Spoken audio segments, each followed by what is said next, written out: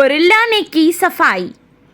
एक बार जहाँ हरा भरा जंगल हुआ करता था, वहाँ अब बंजर जमीन थी, क्योंकि अब वहाँ हर जगह सिर्फ कचरा ही पड़ा हुआ था।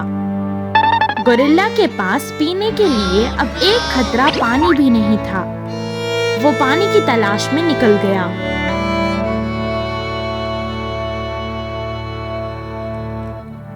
तभी रास्ते में उसे अपने पैर के नीचे कुछ महसूस हुआ।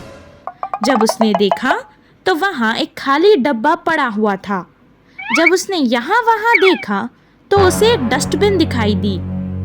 उसने उस डब्बे को लात मारी और डस्टबिन में फेंक दिया। तभी वहाँ अचानक एक बड़ा सा हरा भरा पेड़ प्रकट हो गया। उसे ये बात कुछ समझ नहीं आई, तो उसने डब्बा वापस डस्टबिन से निकाला। तभी पेड़ फिर से छोटा होकर गायब हो गया।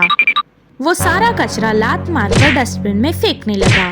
तभी अचानक उसका पैर एक पत्थर से लगा और वो दर्द से तड़पने लगा। जब उसे आसपास देखा तो उसने एक क्रिकेट का बैट देखा।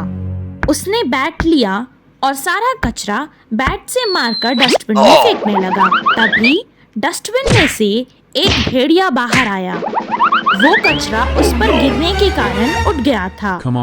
गोरिल्ला ने उससे मदद मांगी तो वो भी मान गया।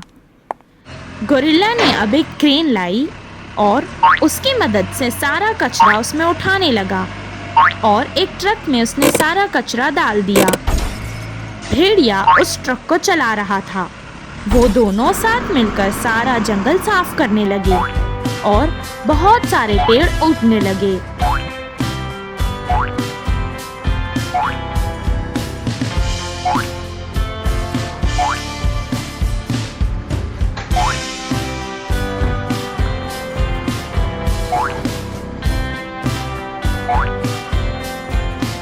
कुछ ही देर बाद बंजर जमीन अब हरी भरी हो गई थी। इस कहानी से हमें ये शिक्षा मिलती है कि कचरा करने से वातावरण खराब होता है।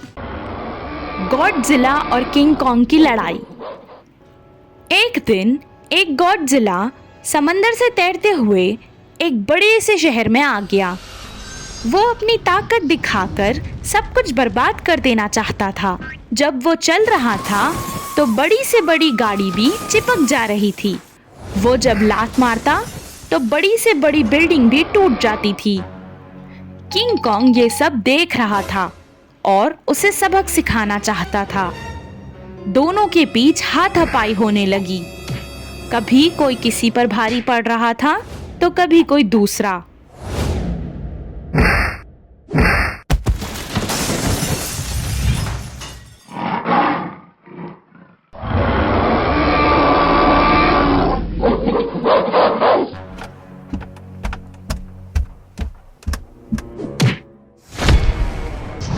जब गॉडजिला अपने मुंह से भाप फेंक रहा था तो किंग कॉन्ग बड़ी मुश्किल से अपने आप को बचा रहा था।